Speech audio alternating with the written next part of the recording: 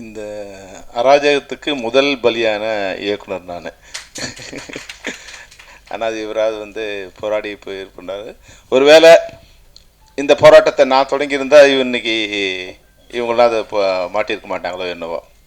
ஒரு காம்ப்ரமைஸ் ஆகிட்டு விட்டதுனால இன்றைக்கி மறுபடியும் அதாவது சுதந்திரத்துக்காக போராடுங்க யாரும் சுதந்திரத்தை அனுபவிக்கலை, அதனால் அடுத்த வாரிசு தான் அந்த சுதந்திரத்தை அனுபவிக்கிறாங்க. அது மாதிரி வந்து இதனால் பாதிக்கப்பட்டவங்க அடுத்து வந்து இப்போ நக்கீரன் சார் சொன்ன மாதிரி கொஞ்சம் காம்ப்ரமைஸ் ஆகிட்டோம்.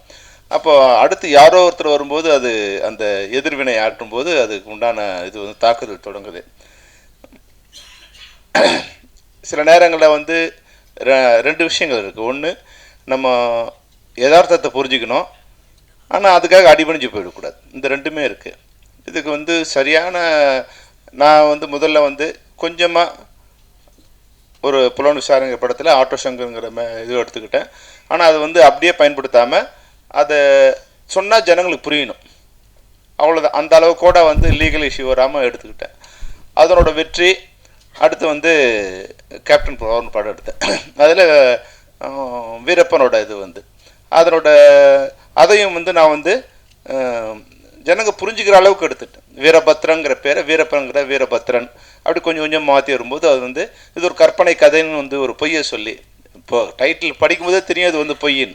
இந்த கதைகள் நடக்கின்ற அனைத்தும் கற்பனையே, எதுவும் வந்து யாரையும் குறிப்பிடுவது அல்ல அப்படின்னு வந்து இது எல்லாமே வந்து எல்லோரும் ஏமாற்றிக்கிறது தான், தங்களை தாமலை ஏமாற்றிக்கிறது தான். அந்த கார்டை போட்டவுடனே எல்லாம் கற்பனை ஆகிடுச்சு. அந்த அளவில் நம்ம அதை எஸ்கேப் பண்ணி வந்துட்டோம். இப்போ அதனோட வெற்றி என்ன ஆகுதுன்னா, இப்போ நேச முரளி மாதிரியே நான் அடுத்தது போய் மாட்டிக்கிறேன்.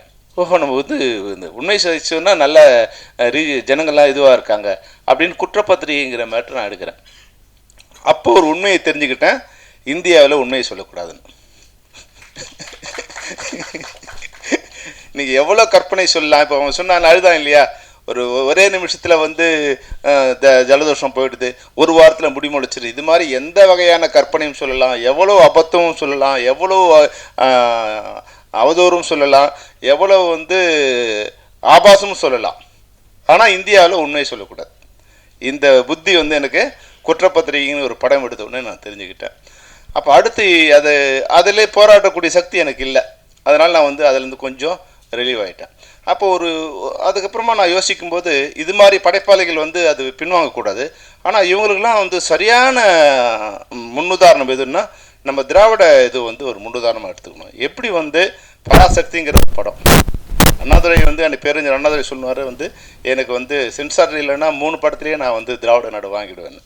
ஆனால் அதே சென்சார் வச்சுக்கிட்டு அவங்களோட கருத்துக்களை வந்து எப்படி வந்து அவங்க ஷேர் பண்ணாங்க இந்த தமிழ்நாட்டில், அது மூலம் எப்படி ஆட்சி அதிகாரத்தை கைப்பற்ற அளவுக்கு திரைப்படத்துறையை எப்படி பயன்படுத்தினாங்க அப்படிங்கிற விஷயத்தை நம்ம வந்து நேசமுரளி வந்து அதை எடுத்துக்கணும். அதாவது வந்து கல்லுன்னு தெரிஞ்சு அதில் தலையில் அடித்து தலை தான் உடையும் தெரிஞ்சாலும் அடிச்சுட்டே இருப்பான்னா அவனை வீரன் சொல்ல முடியாது, அவனை வந்து புத்தி இல்லாதவன் தான் சொல்லணும். அப்போ அந்த கல்லை உடைக்கிறதுக்கு தலையை பயன்படுத்தக்கூடாது, சிற்றுளியை பயன்படுத்தணுங்கிற தெளிவு நமக்கு வந்துடணும்.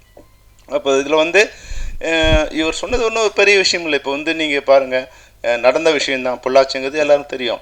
ஆனால் அதை வந்து நம்ம ஒரு புரிஞ்சும் புரியாமல் மாதிரி சொன்னால் ஜனங்களுக்கு நீங்கள் வந்து கற்பனையில் வந்து 100% வந்து உண்மையை விட அதிகமாக உணர்ந்துப்பான்.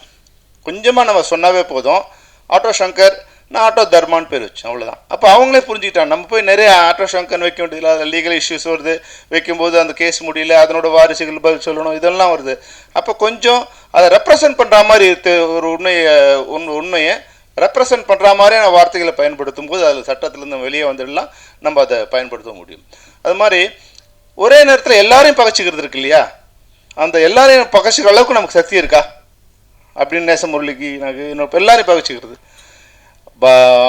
மணிப்பூரை பற்றி சொல்லுவேன், நான் பொள்ளாச்சியை பற்றி சொல்லுவேன், இராணுவத்தை பற்றி சொல்லுவேன், அப்படின்னா விளம்பரத்தை பற்றி சொல்லுவேன். இவங்க தான் ஆட்சி பண்ணுறாங்க, இவங்க தான் சட்டம், இவங்க தான் கட்டமைப்பு. இதில் வந்து ஒரே நேரத்தில் அனைவரையும் பகைத்து கொள்வது வந்து ஒரு சரியான படைப்பாளிக்கான இதுவாக இருக்காது. அதனால் நிச்சயமாக உங்களுடைய வீரியம், நிச்சயம் உங்களோட கோபம் எல்லாம் உண்மை. அதை எப்படி வந்து சரி பண்ணி எப்படி வழி நடத்தணுங்கிறது நீங்கள் புரிஞ்சுக்கணும். ஆனாலும் இதில் வந்து தரப்பட்ட அனைத்துமே இப்போ வந்து இந்த விஷயத்தை குறைஞ்சபட்சம் இது மாதிரி இப்போ நம்ம பண்ணால் எல்லாம் அட்ஜஸ்ட் பண்ணி போயிட்டாங்க. பொள்ளாச்சியில் வந்து 2 வருஷமாக அட்ஜஸ்ட் பண்ணி போயிட்டாங்க. ஆனால் ஒரு நாள் போலீஸ் ஸ்டேஷன் வந்துட்டாங்க, அந்த உண்மை வெளியே வந்துடுச்சு. அது மாதிரி சென்சார் போர்டு கூட வந்து எங்கேயுமே அராஜகம் அதிகமாகும் போது அதுக்கான புரட்சி தொடங்கிடும். அது கொஞ்சமாகவும் விநாசகாலே விபரீத புத்தி வரும். அந்த விநாசகாலம் எப்போ வரும்னா விபரீத புத்தி அதிகமாகும் போது அந்த விநாசகாலம் வரும்.